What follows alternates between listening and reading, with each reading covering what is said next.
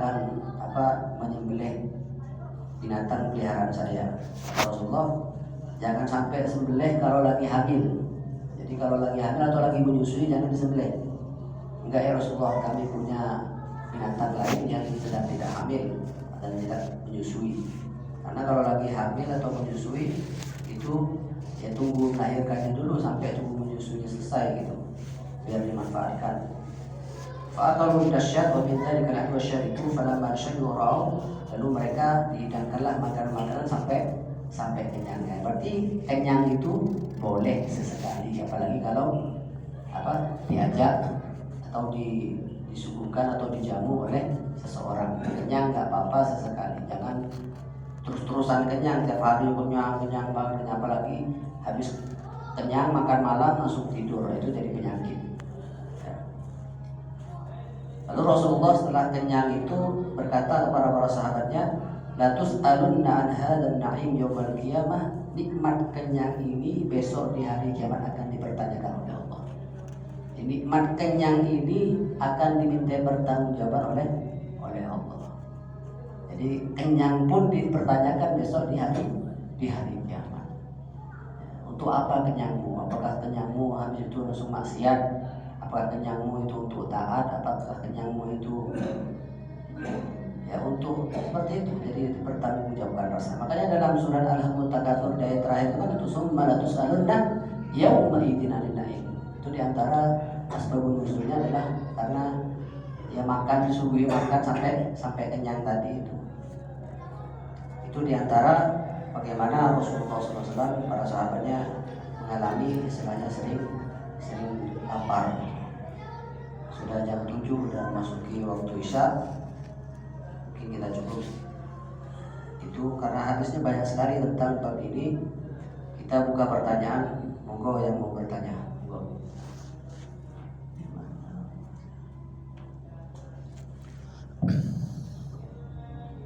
Assalamualaikum warahmatullahi wabarakatuh. Waalaikumsalam warahmatullahi wabarakatuh.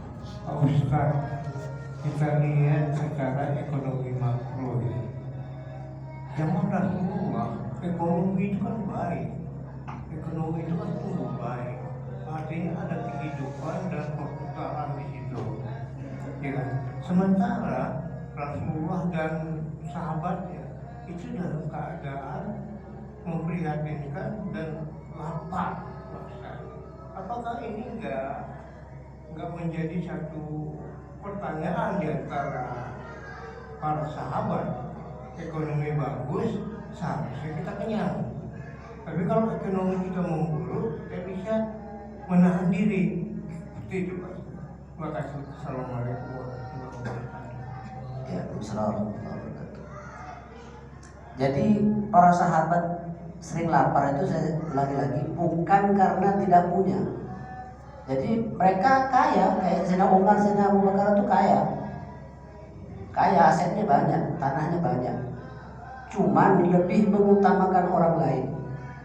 Bahkan kaum muslimin setelah banyak membuka wilayah yang banyak terbuka itu, kan banyak dapat ghanimah. Setelah mengalami perang dengan orang-orang kafir itu banyak ghanimahnya. Tapi karena memang orang miskinnya juga banyak gitu, sehingga pemerataan ekonomi itu terjadi di zaman Rasulullah. Jadi nggak dinikmati oleh orang-orang tertentu. Jadi kesenjangan itu hampir mungkin tidak terlihat, kesenjangan sosial, kesenjangan ekonomi itu. Jadi mereka betul-betul merasakan bahwa sama gitu. Orang-orang miskinnya melihat orang-orang kaya juga lapar gitu. Kadang lapar gitu, berarti sama dengan kita. Padahal mereka punya. Karena memang orang miskinnya juga banyak saat itu. Jadi ekonomi yang bagus itu kan ekonomi yang merata, bukan hanya makro aja yang tinggi tumbuhnya tinggi, tapi mikronya masyarakat di bawahnya nggak kerasa gitu, daya belinya juga rendah. Ya mungkin yang orang-orang pengusaha besarnya semakin kaya mungkin karena mereka bisa mungkin investasi di bidang-bidang tertentu, sektor-sektor tertentu. Tapi bagian orang-orang yang di bawah ini, orang-orang UMKM, orang-orang yang di bawah-bawah nggak kerasa dampak ekonomi yang kelihatan tumbuh itu, karena ya kesenjangan tadi itu.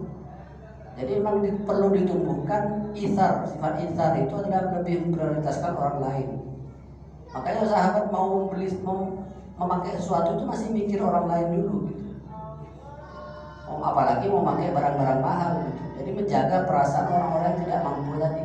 Karena orang kan nggak menjaga perasaan, beli kaos saja harga sampai 10 juta. Kan ada orang 10 juta itu kalau bisa dapat berapa kodi itu kalau ke Tanah Abang.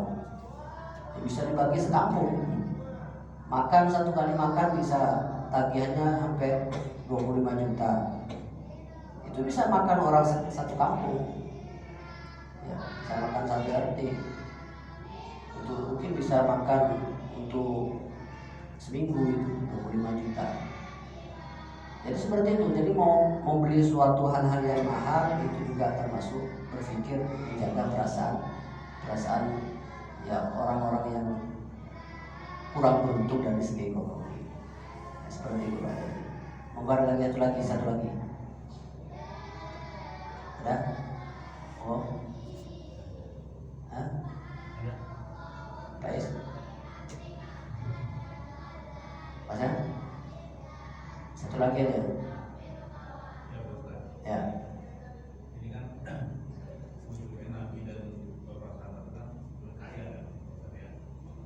Karena mereka sendiri kalau korban itu lupa menyembelih apa ratusan ya. Jadi makanya tapi kan karena yang sering disampaikan oleh para sahabat itu kesusahan itu jadi kan ada juga yang sangat anggap bahwa orang Islam itu miskin gitu. Ya.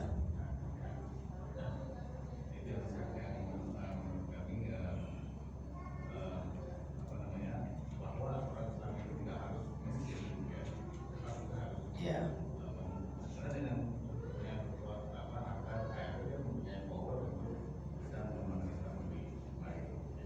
Ya. Jadi menjadi kaya itu bukan larangan. Bahkan kalau dia memang mampu mengerti, memahami ajaran agama, mending dia kaya. Orang yang juga termasuk jadi pejabat itu bukan larangan. Kalau semua orang-orang muslim bersifat menjauhi duniawi, betul-betul duniawi, itu akhirnya yang menjabat adalah orang-orang yang duniawi banget jadinya gitu.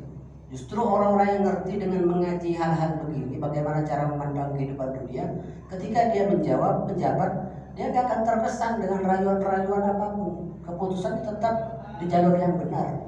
Dia gak akan takut apapun karena dunia dia udah gak anggap lagi gitu. Kayak orang-orang yang benar, orang-orang yang punya power, yang punya kekuatan baik ekonomi ataupun kekuasaan, itu justru memang harus orang yang soleh. Al-mal itu kalau di rajul soleh itu manfaat, lebih manfaat. Harta kalau di tangan orang yang soleh itu jauh lebih bermanfaat. Kalau orang-orang semua orang muslim, kita belajar bab tentang keutamaan lapar itu hanya biar tumbuh rasa empati. Tumbuh rasa empati itu termasuk kesederhanaan. Gak apa kita mau mewah silahkan, tapi itu lama-kelamaan kemewahan itu akan menanamkan dalam diri itu. Kalau untuk kepentingan pribadi itu akan menanamkan rasa cinta dunia yang mencelakakan.